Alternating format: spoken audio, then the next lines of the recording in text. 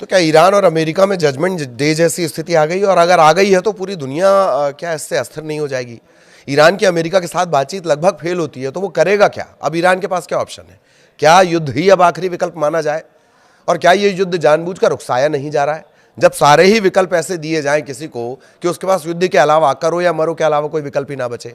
लेकिन क्या ईरान को हल्का समझना अमेरिका की सबसे बड़ी भूल होगी? वेनेजुएला है, इराक है, यमन है, क्या समझा जा रहा है? और क्या पावर है? आखिर दुनिया की सबसे बड़ी जो सुपर पावर खुद को कहता है, आर्थिक मोर्चे पर, हथियार के मोर्चे पर, आखिर उससे ईरान इस तरह से क्यों रिटेलिएट कर रहा है या उसे ऐसा करने के लिए मजबूर किया जा रहा है? नमस्कार, मैं ललित प्रजापति। थोड़ा अपडेट सबसे पहले जान लेते हैं। एक और बड़ा बयान इन सब के बीच आया है। एक बातचीत जो हुई है वो बातचीत किस तरह से हो रही थी, वो बातचीत का प्रकार ही आपको चौंका देगा। उस बातचीत में कोई हल नहीं निकल पाया और उस बातचीत के दौरान अचानक से ये टैरिफ वाली धमकी दे दी जाती है कि ईरान और ईरान के जो सपोर्ट करने वाले हैं या जो व्यापार करते हैं, जो कारोबार करते हैं, उन पर 25% टैरिफ थोप दिया जाएगा। क्या इसे समझा जाएगा? क्या वाकई आप बातचीत की मेज पर हैं या विटकॉफ वहां सिर्फ मजाक करने गए हैं? इन सब के बीच अराक्ची का भी एक बड़ा बयान है फलस्तीन को लेकर कि वो हमारा मोरल कंपास है और आप अगर कहें कि सबसे रिश्ते तोड़ लो अगल बगल से, ये वाली शर्त भी नहीं चलेगी। तो ये बड़े अपडेट है। तो क्या अब युद्ध ही आखिरी विकल्प रह गया है इसी बड़े सवाल के साथ? और ईरान के पास वो ताकत क्या है? दिलचस्प बात तो यह है कि जो चर्चा चल रही थी वो आपको जानना चाहिए। एक कमरे में विटकॉफ, कुशनर बैठे हुए हैं, वो कोई बात करते हैं। फिर जो विदेश मंत्री हैं ओमान के, उनका नाम बड़ा कठिन है, सैयद बदर बिन हमद अल बुसैदी, वो उस कमरे से बात करके आते हैं, दूसरे में पहुंचते हैं जहां अराक्ची बैठे हुए हैं, उनको बताते हैं। फिर उस कमरे से निकलकर दूसरे कमरे में जा रहे हैं। आमने सामने की बात ही नहीं हो पा रही है। आमने सामने की बात तो बहुत दूर है। यही तय नहीं हो पा रहा कि किस मुद्दे पर बात करनी है। और क्या अमेरिका इसके जरिए टाइम गेन करना चाह रहा है? कुछ कोई तैयारी उसके दिमाग में चल रही है? और बार बार ये धमकियां देना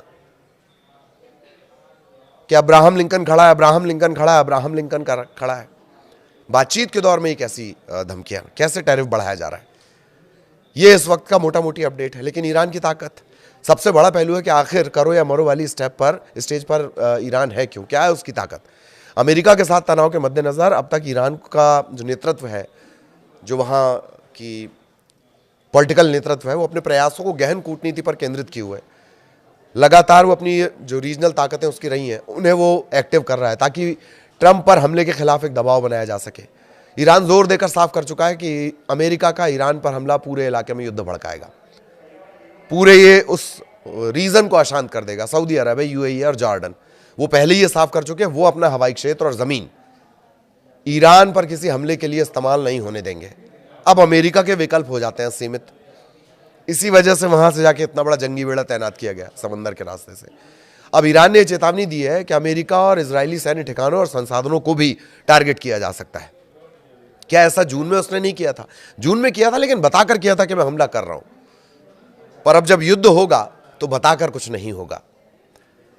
तो ये जो पड़ोसी हैं मध्य पूर्व में, Iraq, Bahrain, Qatar, UAE, Saudi Arab, Jordan इसमें है, सीरिया इसमें है, कुवैत इसमें है, इन पर भी हमला होगा। अमेरिका के साथ पहले के संघर्षों में ईरान के जो रिएक्शन थे वो बहुत नपे तुले हुआ करते थे, बहुत बैलेंस रहा करते थे। 2025 में भी जो युद्ध हुआ जून में, ईरान इजराइल के दौरान जो तनाव था, अमेरिकी हमलों के बाद ईरान ने कतर के अल उदैद एयरबेस पर हमला किया। उसकी चेतावनी वो पहले ही दे चुका था। इससे पहले जनवरी 2020 में कुछ फोर्स कमांडर कासिम सुलेमानी की हत्या के बाद इराक के एन अल असद एयरबेस पर हमले से पहले भी ईरान ने अमेरिका को आगाह कर दिया था। हालांकि मौजूदा हालात में ईरान किसी भी अमेरिकी हमले को अपने अस्तित्व के लिए खतरा मान रहा है। ये बोल चुका है वो कि मामूली सा हमला भी पूरे युद्ध माना जाएगा। हालिया शांति के दौरान ट्रंप ने कहा कि अब ईरान में नया नेतृत्व तलाशने का समय आ गया। वो तो खैर बार बार बदल रहे हैं, उसको लेकर भी हम आगे बात करेंगे। तो खबरों के मुताबिक उन्होंने ऐसे सैन्य विकल्पों पर भी विचार किया जिसमें नए विरोध प्रदर्शन भड़के, इस्लामिक रिपब्लिक को गिराया जा सके। तो जैसे जैसे तनाव बढ़ा है, ईरान ने यह चेतावनी दी है कि किसी भी पैमाने पर हमला युद्ध की कार्रवाई माना जाएगा। इसे ईरान की तरफ से अमेरिका को ईरान के कमांड और कंट्रोल ढांचे पर सर्जिकल स्ट्राइक से रोकने के तौर की पर देखा जा रहा है, कोशिश के तौर पर देखा जा रहा है। और जो रजा पहलवी है, निर्वासित नेता वहीं रहते हैं, रजा पहलवी ने ऐसे हमले की मांग की है जो मौजूदा हालात में व्यवस्था को और कमजोर करे और ईरान में फिर से कोई विरोध प्रदर्शन भड़काया जा सके। इन सब के बीच ईरान की असल ताकत क्या है, और खुद अमेरिका के विदेश मंत्री बोल रहे हैं मार्को रूबियो 28 जनवरी, मध्य पूर्व में 8 या 9 ठिकानों पर 30 से 40 हजार अमेरिकी सैनिक तैनात हैं। ये सभी हजारों ईरानी यूएवी और ईरानी कम दूरी की बैलिस्टिक मिसाइलों की मारक क्षमता में, कम दूरी की उसकी मिसाइल क्षमता भी हम आगे आपको बताएंगे। ईरान के पास करीब करीब 2000 बैलिस्टिक मिसाइलें हैं, छोटी और मध्यम दूरी की ये मिसाइल है। तो कम से कम जो आसपास के टारगेट हैं वो तो सेट है। इजराइल के साथ युद्ध के दौरान ईरान ने कई बार बैलिस्टिक मिसाइल दागी हैं। कुछ इजराइल की जो भारी भरकम जो उसकी रडार सिस्टम की बात कही जाती है, डोम की बात कही जाती है, उसको भेद चुका है ईरान। अब अमेरिका के पास अगर एंटी मिसाइल सिस्टम तो है, लेकिन इजराइल की तुलना में बहुत बड़े इलाके को अमेरिका को ढकना होगा। टोकनी ढकने से काम नहीं चलेगा ना, बड़े इलाके को कवर करना पड़ेगा और हजारों करोड़ खर्च होते हैं उस टेक्नोलॉजी पर। ईरान का दावा यह कि युद्ध के बाद जो उसकी मिसाइल क्षमताएं हैं वो फिर से तैयार हुई हैं। खुर्रम शहर है, खैबर है, खुर्रम शहर खैबर सबसे ज्यादा इसकी चर्चा चल रही। मध्यम दूरी की बैलिस्टिक मिसाइल MRBM इसे कहा जाता है, करीब करीब 2000 किलोमीटर। कुछ सोर्स तो कहते हैं और बड़ा हमला है। वॉरहेड कितना ले जा सकती है? 1500 से 1800 किलोग्राम का वॉरहेड ये ढो सकती है, बम रख के चल सकती है। अब और भी बड़े जो भारी वॉरहेड हैं वो ले जा सकती है। इस पूरे परिवार की सबसे स्ट्रांग मिसाइल है सेजिल। ये ठोस ईंधन वाली बैलिस्टिक मिसाइल है। 1500 से 2500 किलोमीटर तक मारक क्षमता है। नए अगर आधुनिक मानक में देखें, मिड टू लॉन्ग रेंज में ही आती है।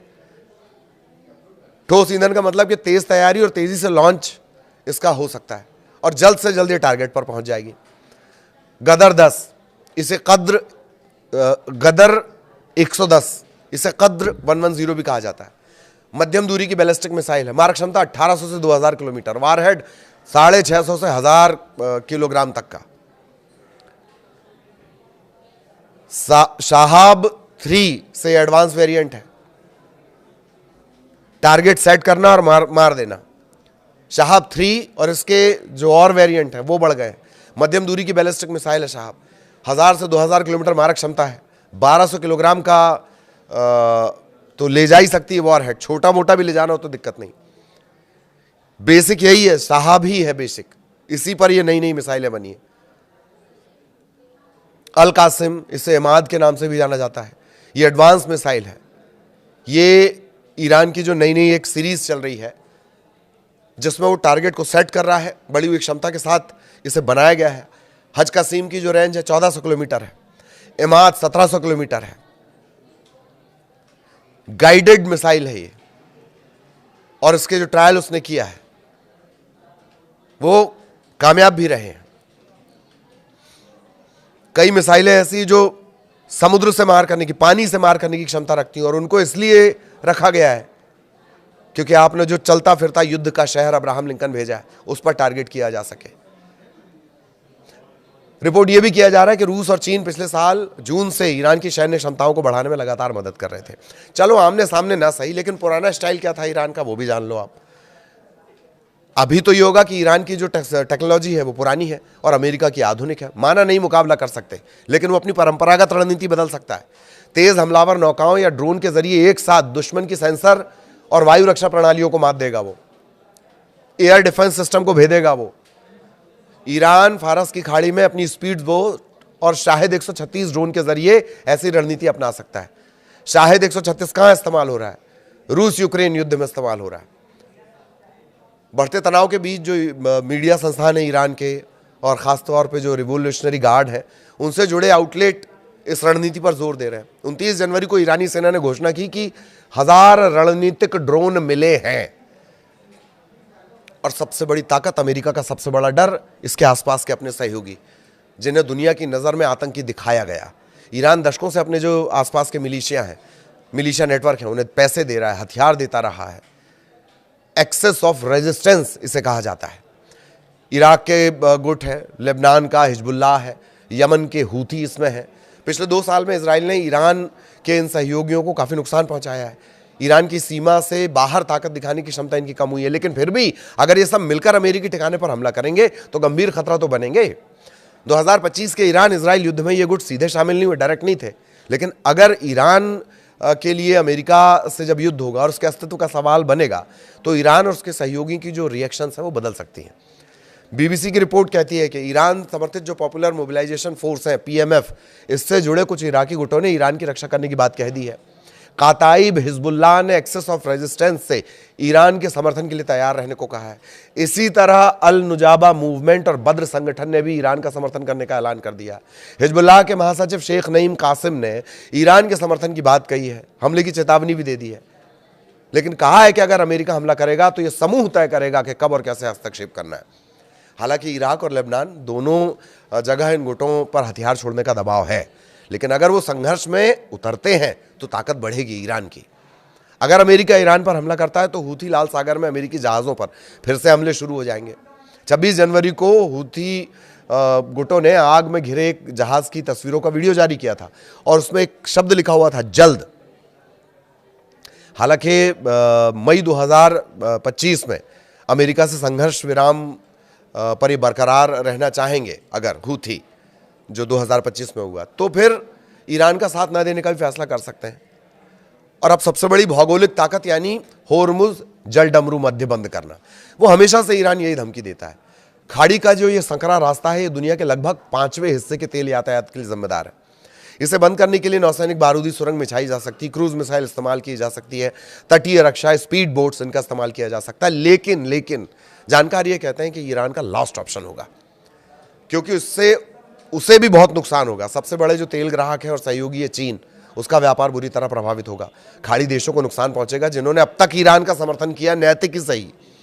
और इसी वजह से हालिया अमेरिकी ईरान तनाव में, ईरान की बयानबाजी में ये विकल्प नहीं रहा है, लेकिन इससे पहले वो हमेशा इसकी धमकी देता रहा। केवल एक सांसद ने इसकी मांग की है। और सबसे बड़ी बात, अमेरिका भी इस बात को जानता है कि इस बार वेनेजुएला, इराक, सीरिया, यमन जैसा मामला नहीं है, वरना बार बार अब्राहम लिंकन की धमकी कौन देता है? अरे भैया, इतना बड़ा युद्ध बरसाने वाला शहर है तो बरसा दो बम। लेकिन वही बात है, गरजने वाले और बरसने वाले बादल वाली बात। एक और कहावत भी है, वो फिर कभी आपको बताऊंगा। नमस्कार।